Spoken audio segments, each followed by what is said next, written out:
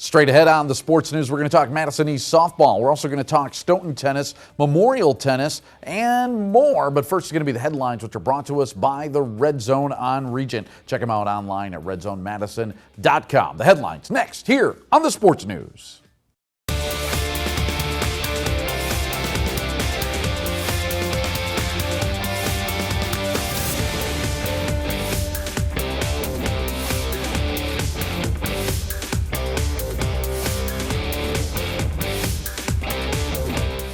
Hello and welcome to the sports news, your 30-minute look into the tackles, hits, checks, and dunks that make up the local sports scene. I'm your host, Rich Reynolds. Let's hit the ground running. Some called him the greatest of all time. Some found his politics and personality too much to take, but none could deny that he was one of the most influential sports figures of the 20th century. Muhammad Ali passed away last week at the age of 74 due to respiratory issues complicated by advanced Parkinson's disease. Ali, who was born Cassius Clay, was a 1960 Olympic gold medalist and finished with a professional record of 56-5 with 37 knockouts. Another home date at Breese Stevens Field and another huge win for the Madison Radicals as they beat their rivals, the Pittsburgh Thunderbirds, 23-16 in ultimate disc action on Saturday. It was the Radicals' 28th straight win at home, improved the Rats to 8-0 on the season, and was played in front of a home record crowd of better than 1,200 fans. Well, speaking of huge crowds, the Madison Mallards are used to attracting them to the Duck Pond, and the home opener this last Friday was no exception as Maynard zip-lined into the park in front of 6,456 sellout fans. And the Mallards, well, they didn't disappoint, getting a strong outing from starter Colin Brockhouse, who took a no-hitter into the seventh, and Lucas Halstead added an opposite field jack as the Mallards defeated Rockford 8-3. The other news of the night? No rain. It was the first opener in 3 years not to get poured on at Warner Park. So how many of you thought that the recent deal with Under Armour, all $96 million over 10 years, was the biggest deal the University of Wisconsin Athletic Department would be signing anytime soon? Yeah, I did. But new reports have the Big Ten on the cusp of a television deal with Fox Networks that will pay out $250 million annually to the conference, making it the largest deal in college sports and good for nearly $18 million per year to the Badger Athletic Department. That is the biggest touchdown of the year. And the WIAA State Track and Field Championships were this past weekend in La Crosse. Lake Mills sophomore Ben Dunkelberger won the D2 triple jump. Also in D2, Jefferson's Landon Ellingson won the discus throw. Also from Jefferson, Michaela Grant won the state title in the long jump. Middleton's Perrin Hagee won the D1 1,600-meter run.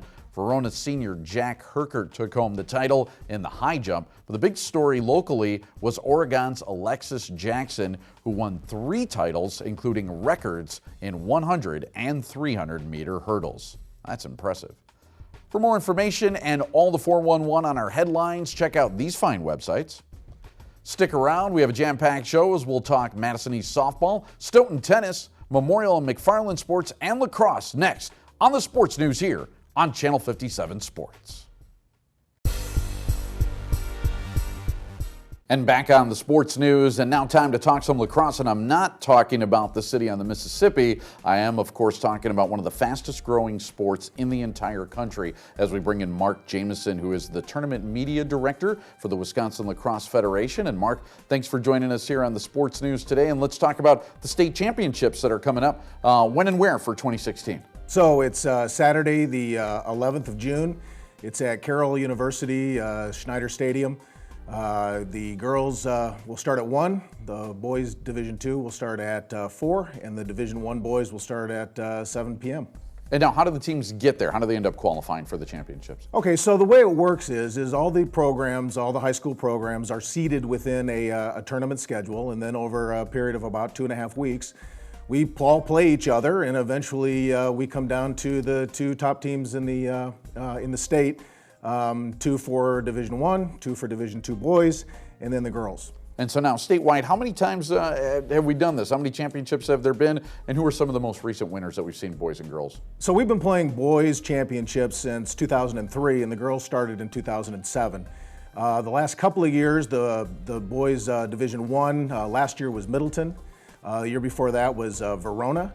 For the girls, Arrowhead girls have dominated the last couple of years, and in the Division II boys, the last two games was Stoughton and Catholic Memorial came out on top on both ones. Wow, so for the boys, then, there's been a lot of local success, hasn't there? There is. Madison is a very strong lacrosse area. In fact, it tends to come down to a Milwaukee-Madison contest year after year. We've had Arrowhead or Verona in every single championship game since 2003, but they've never actually played each other. Oh, wow, okay. So now, apart from going out to like Carroll, college or university, whatever that is, and seeing the games live and in person, how else can someone see the games? We'll be live streaming the event, all three games.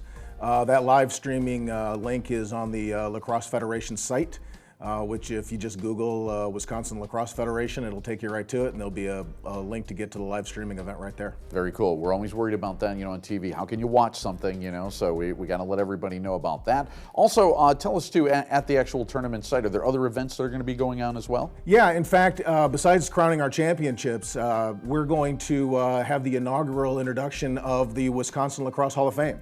So we'll have 8 folks who have been a major contributor or a major player or a significant coach will be inducted into the Hall of Fame. We also announce our all-state teams at the tournament as well. It's great stuff. It's a great sport to watch, and I'm really glad that it's growing, not only statewide but nationally as well. So Mark, thanks for your time and good luck with the tournament. Thanks for having me.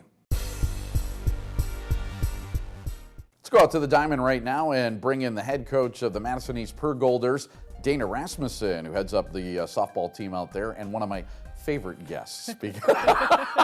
We love having you on, Dana. And, before when we talked to you, I think the season was just getting started. Now the season's over. I know you guys had some high hopes going into the season. How did the season finish up for you? Well, like you said, we had a lot of high hopes going into the season. We lost only 3 seniors last year, so we had high hopes. The downside is that things don't always go as planned, and we ended up the season in conference 8-10 and overall 9-12. So how did your team end up adapting? I think there were a lot of injuries on your team, weren't there? There were, unfortunately, and all happened at one time in the middle of the season, and dealing with that is not easy. The good news is that we have a lot of people that can play multiple positions, and they were able to fill in when needed. Well, even in a down year and when there is some, injuries and stuff like that, and the record isn't what you want, there's usually some bright spots too. Talk about that a little bit, bright spots offensively and defensively for your school.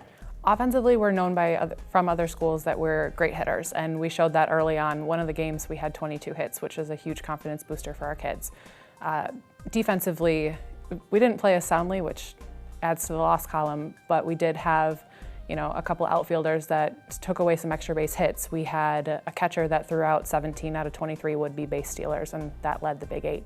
Wow. One thing that can't be shown on statistics, though, is the resiliency that these kids have. With all of the injuries at one time, it's not easy to overcome, and they did it very well. Yeah, and that's great, and especially having some seniors and returning players that can overcome too. Yeah. Definitely helps. So talk about the postseason then, if you could. Where did you guys end up? We were seeded number 8 in our sectional. We hosted Madison La Follette in the first game. We won 6-5 in extra innings on a walk-off single by our lone senior, Jessie Inman. So that was a huge moment for her and for us, and one she won't soon forget. Our regional final game was at Verona. We ended up losing 8-4, but we did out-hit them. We just didn't string them all together. Oh, yeah, sometimes you got to take one like that. So how about all conference nominations? Anybody get nominated? Well, overall in the conference, we have a lot of great players. It was amazing to see at the end of the season meeting how many players were actually hitting above 400, which not easy to do. We did have a few nominated, a few were recognized. I don't think that the records are out yet, so I'm not going to name any names. Okay. So talk to you a little bit about the next year, 2017 and looking ahead. If you're only losing one senior, that's a lot of returning players. You should have some high hopes again, huh? After this year, in all the hype, I'm choosing to be cautiously optimistic. Okay. Yes, but with all of the hard work that they're going to put in the off season, I'm excited to see what it'll bring next spring. Well, good stuff. Congrats on having some success this year, and we'll look forward to next year and having you on again, Dana. Thanks for coming on. Yeah, thanks for having me. And we'll be right back with more sports news right here on Channel 57 Sports.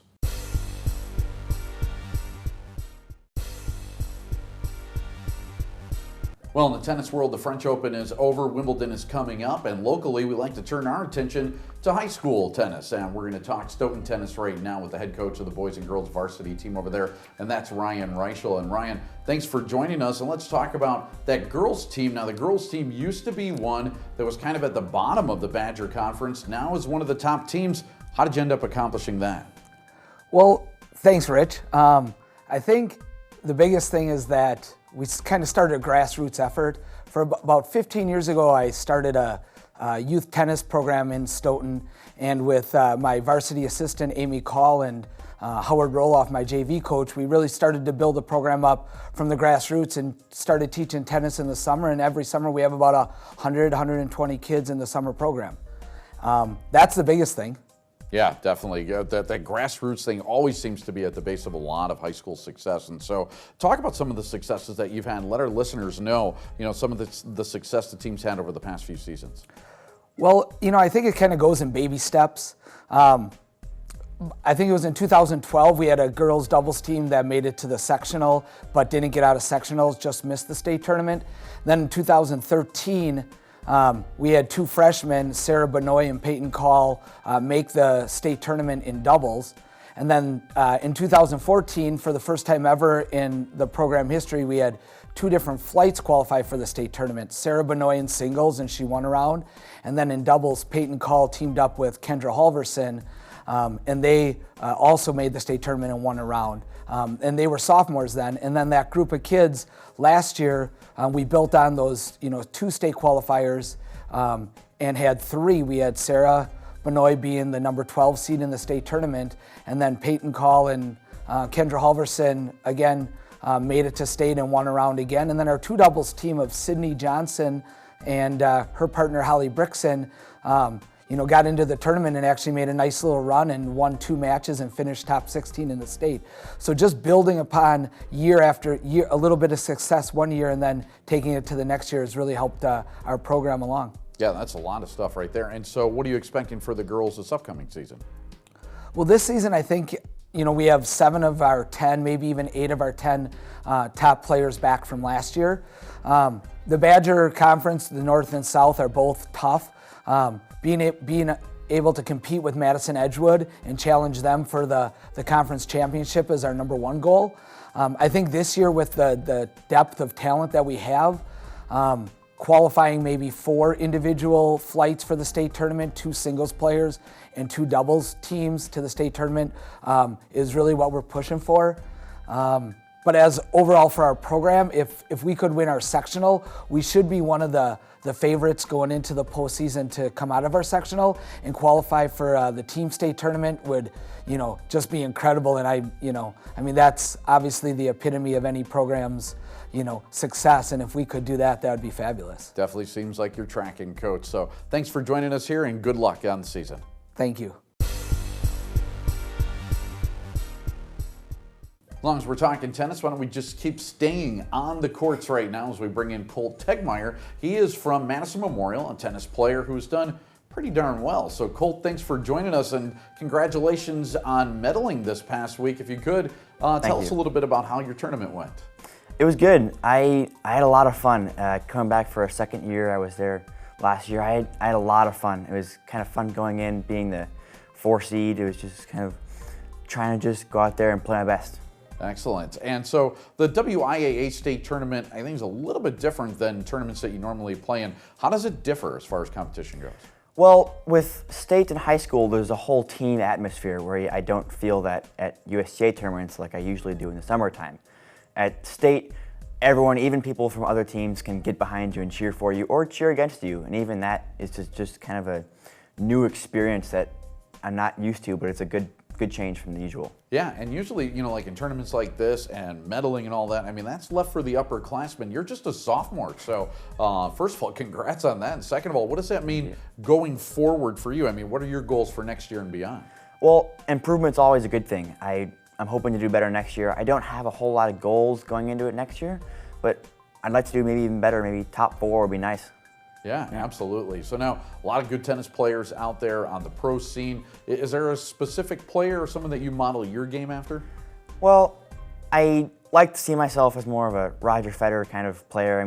everyone doesn't, right? Exactly. I mean, it's always nice. I mean, he's one of the best players out there. But Pete Sampras, he's a former player. He's like to model my game after him too. Kind of the serve and volley kind of aspect of the game. It's nice. Yeah, I was just going to say, I mean, Pete Sampras is before your time, I'm guessing. Yeah. So it's the serve and volley aspects of Pete's game that you like? Yeah, and also his serving too. I've had a lot of friends of mine, even coaches, say I have a similar serve to Pete, and I see that as a huge compliment. That's high praise indeed. So out of players that are maybe out there right now, who's your favorite player to watch and why? Roger Federer. Yeah. His game is just, it's gorgeous to watch. I mean, even if he loses the matches like he has been recently, unfortunately, it's just fun to watch him. He's got a good attitude out on the court, and he's just really entertaining. Excellent. Now, how did you pick up tennis as a youngster? When did you do it? What actually attracted you to it? When I was 4, we lived in an apartment, and there was just a little tennis court right nearby. I just wanted to kill time, and we just said, hey, let's just go out and hit around for a while, and it just stuck. I've been playing for almost 12 years. Excellent. It's a game that I love. It's something that I'm actually trying to teach my daughter as well. So for youngsters that are out there that are trying to pick up the game, what kind of advice would you give them? I just say just go out and have some fun. I mean, tennis is a wonderful sport. Don't worry about getting competitive right now. Just go out and just have some fun out there. Yeah. Excellent stuff, man. Colt, thanks for being here. Thank you. And we'll have more right after this on the Sports News on Channel 57 Sports.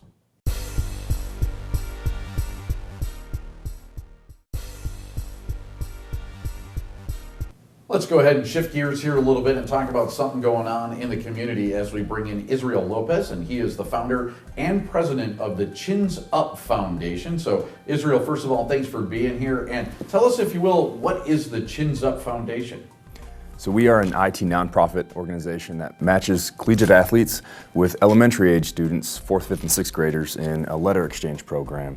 And we have software that we implement directly in the classrooms, allows them to write their letter. Letters are intercepted by us and forwarded on to the recipient. It's an email exchange system of sorts, but we utilize that collegiate athlete platform to mentor the kids and provide them with someone to look up to and teach them what college life is all about. Okay, so it's for the kids a little bit and for them to be mentored. I'm guessing, too, it's probably a good exercise for the college athletes, isn't it? It's great for them. For us, the next phase of our organization and our software is we're developing a mobile phone application. So we're allowing the collegiate athletes to give back to their communities from their smartphones, which really hasn't been done. We're doing it here in Madison, Wisconsin, so it's pretty cool. Very cool, yeah. And I'm wondering, too, what made you think of this to start it up? What was the initial need and thought process behind it? Well, I lived here in Madison through middle school, and I actually received a letter and a picture in the mail from former Badger football star Donnell Thompson, who won a couple Rose Bowls with the Badgers, number 44, middle linebacker. Great guy. And he had sent me a letter in the mail, and it changed my life. I went through some great difficulties through high school. I've been on my own since I was 15. I lived with friends all through high school. And at one point, I was living in my car, had a garbage bag of clothes, and a small 19-inch TV, and I had that picture from Donnell. It really affected my life, so much so that, while I was in law school, started the Chins Up Foundation to try and recreate that partnership as often as I possibly can. Wow, that's a terrific story, Israel. If you could talk to us a little bit, too, on what you hope then that the impact will be on the kids that are out there. I mean, hopefully something similar to what you had? Hopefully. The core of what we will always do is just inspire these kids, motivate them to learn and utilize our software, but it's software, so we're very scalable. Right now we're teaching the kids how to write formal letters, what they look like, how to structure them, reading comprehension, how to effectively communicate via email, but there are many different directions. We have big aspirations, big goals for what we can, which direction we can take it. For viewers, think Facebook. Remember when Facebook first started? Yeah. Look where it's at now. Talk about having big goals. I mean, what are some of those big long-term goals for you? Well, for us, we plan on taking our program nationwide. We're going to start here in Wisconsin. We want to be in elementary schools, all over the country. We want collegiate athletes to have this phone application downloaded all over the country, utilizing it, exchanging letters, mentoring these kids, and mentoring the collegiate athletes too. That's in our future plans to help prepare them for life after college, which is also a problem that we plan to address. Wow, terrific, inspirational stuff. Israel, thank you so much for helping us learn a little bit more about it, and thanks for being here on the Sports News. Absolutely. Thank you, Rich.